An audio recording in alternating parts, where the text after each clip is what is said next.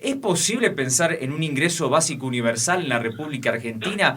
¿Hasta dónde lo piensa usted en caso de que pueda poner en marcha este mecanismo en el país? Bueno, la verdad que en el contexto actual parece sumamente complejo porque rápidamente aparecen las cuestiones vinculadas con cómo se va a financiar semejante gasto o cosa por el estilo. Pero la verdad que yo creo que es un debate que hay que dar y que hay que plantear porque es algo absolutamente necesario.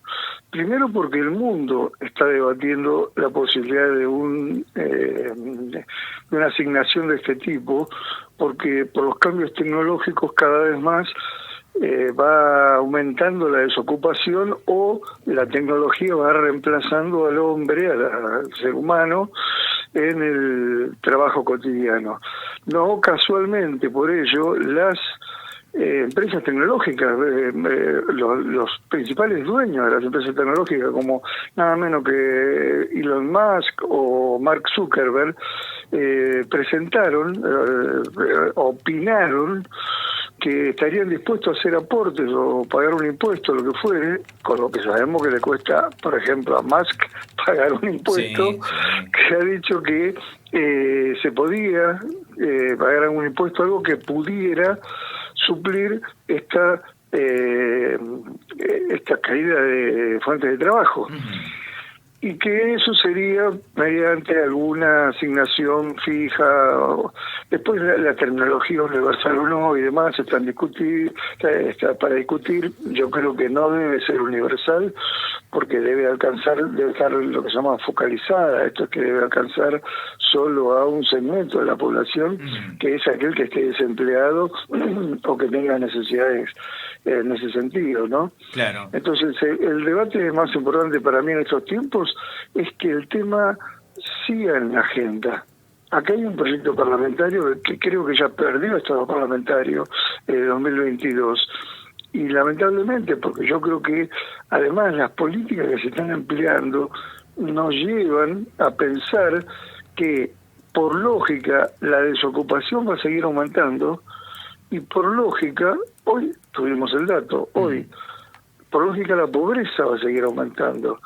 Entonces, hay que asegurar algunos pisos mínimos de ingreso, hay que buscar una manera que sea sencillo, simple. Yo creo que el modelo a seguir, que para mí ha sido un programa exitosísimo en todos los sentidos de la palabra, es la asignación universal por hijo, que tiene algún punto en común, porque el origen está vinculado con esto del ingreso básico universal, que ya lleva más de 30 años de debate.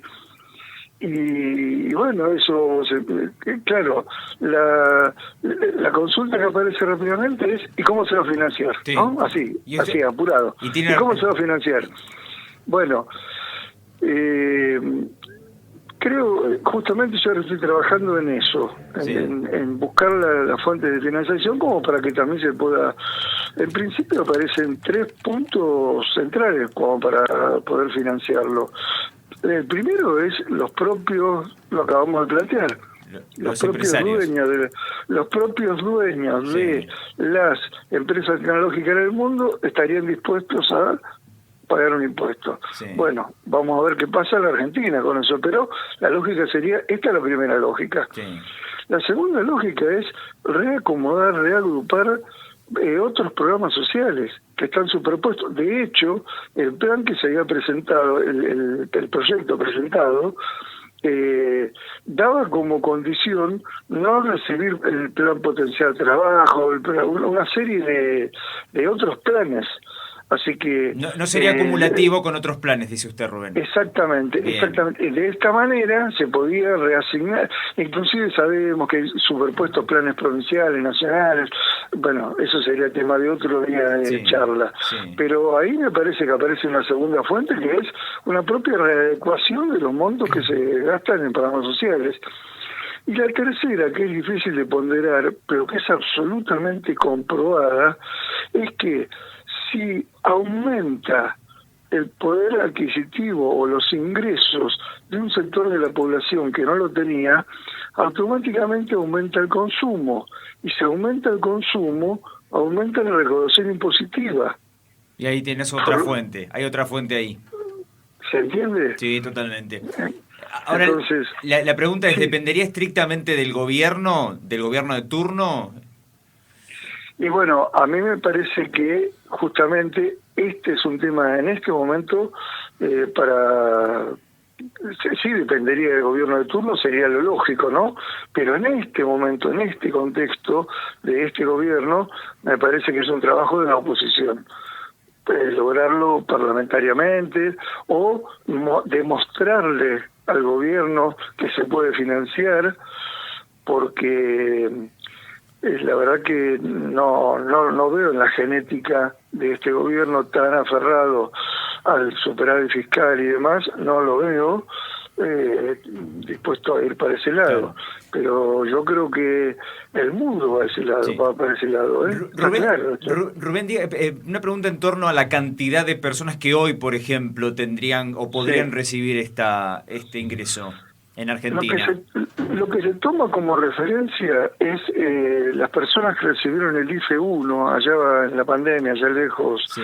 que ahora parece de otra galaxia, ¿no? Eh. Y sería alrededor de 9 millones de personas.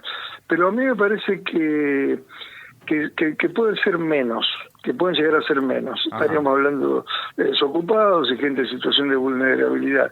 Tengamos presente que el IFE 1 no alcanzó a todos los desocupados. Había gente que estaba trabajando, pero que en ese momento no estaba percibiendo ingresos por motivo de la pandemia o tenía ingresos menores, ¿no? Sí. Bien. Y la última pregunta al respecto es, ¿que habría un control sobre ello? ¿Quién sería quien Sí. controlaría? ¿El propio Sí, gobierno sí. también?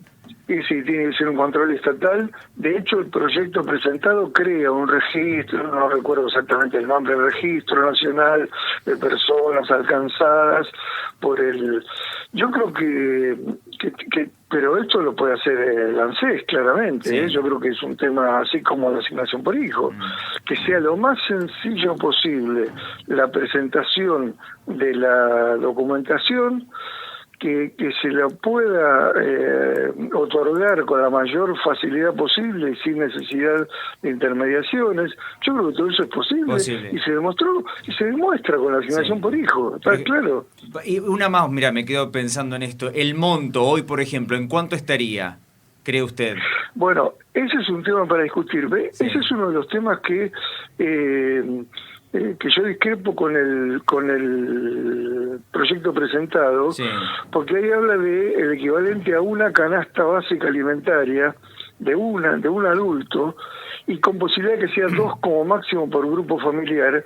Y ese es un monto muy chico, creo que es algo así como 190.000 pesos, una cosa por el estilo. Sí, no alcanza. No, otra vez, yo creo que habría que buscar, no sé, el salario mínimo vital y móvil, alguna siempre acumulando con otros ingresos que tenga, ¿no es cierto? Por decirlo de una manera, si la persona, vamos a inventar, por favor, Sí.